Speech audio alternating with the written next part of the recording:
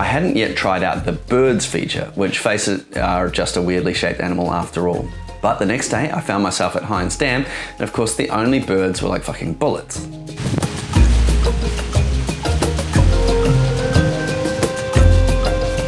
I didn't get many birds yesterday, but I'm at the Heinz Dam right now, and there's a bunch of swallows flying around crazily. So this might be a hard mode test, but I'm going to try and get some photos of those with the 7300 adapted to the Viltrox E Z Adapter.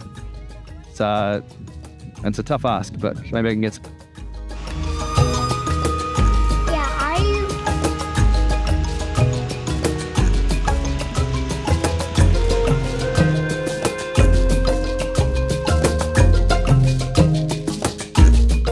Back on the dam, this is again using one of the presets. I think this time it might be honey or fern, and then my edit, I made it more brown, and then I think I actually screwed up the vertical lines there.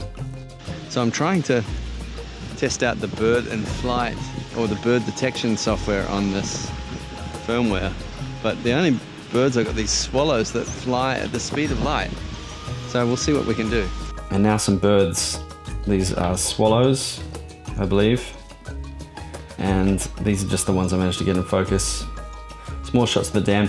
Once I'd actually corrected the white balance on these, because I had set to 5500, but it was a bit sunsetty, so I probably should have had it a little bit. I actually quite like these straight out of camera. I did edit them, and now my edits look not as good here. So yes, the blue is pretty supernatural, and I would probably change that, but yeah, it's a little bit more exciting.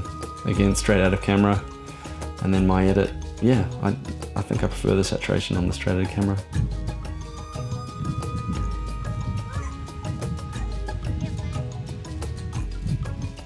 Here's another swallow.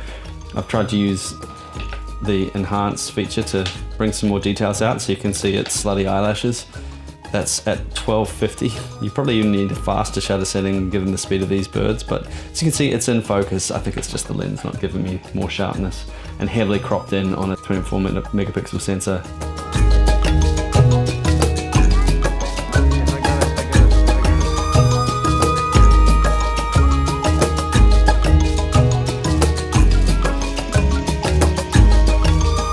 This is a white-bellied sea eagle.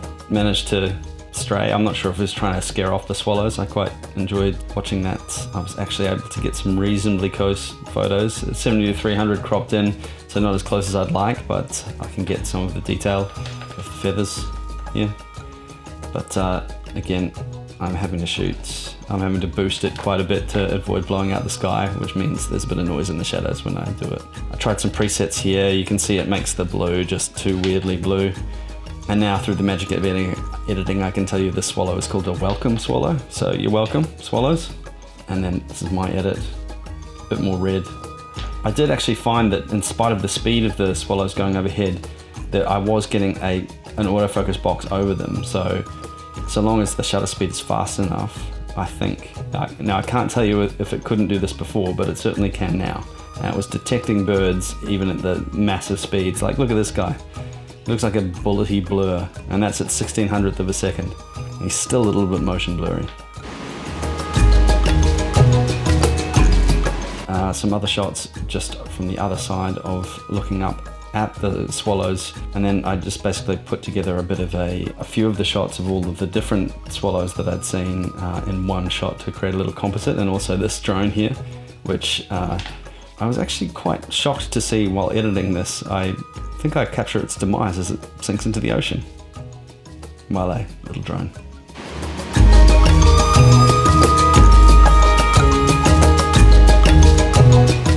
Once again, my favorite shots of the day were from the drone itself, because I'm actually getting the light in the figure and being able to use the geometry of the image and give it a sense of scale. These massive structures, obviously being up in the air is a huge advantage. Really can't be met by a ground camera. GoldenEye vibes here, wouldn't you agree?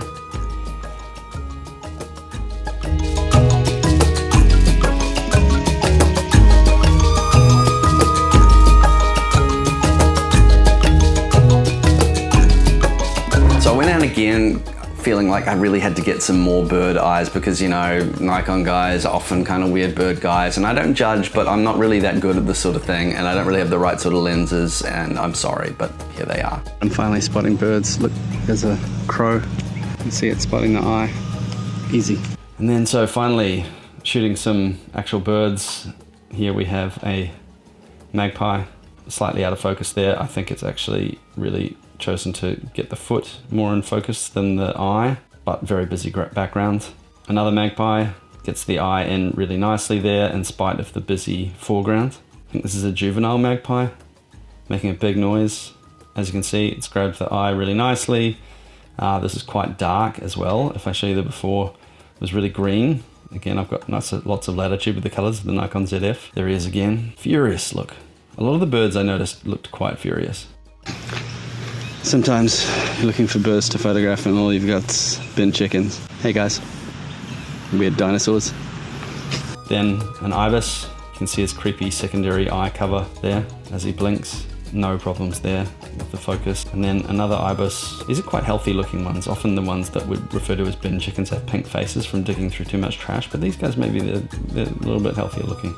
So I'm quite impressed by the eye detect. Look, it's able to see the eye on this ibis in the shady tree there. Look at that. It's jumping around a bit, but hey, it's a weird shaped bird. Sitting there in what I think is a poinciana tree, pluming. Even with his head turned down, I think it's gotten the focus in the right place. That is slightly blown out. As you can see, I'm just trying to get some level of exposure inside the tree. Not sure if the inaccuracy is on account of this being an adapted lens on the Viltrox thing, but could be, might not be. Another juvenile magpie. I actually like this shot. The light is good. Again, bird eye focus jumped on well. Now I was still having some trouble, and I'll illustrate a little bit later. It's still not good enough to get these guys when they're hiding behind branches. It gets confused. Or it loses the bird.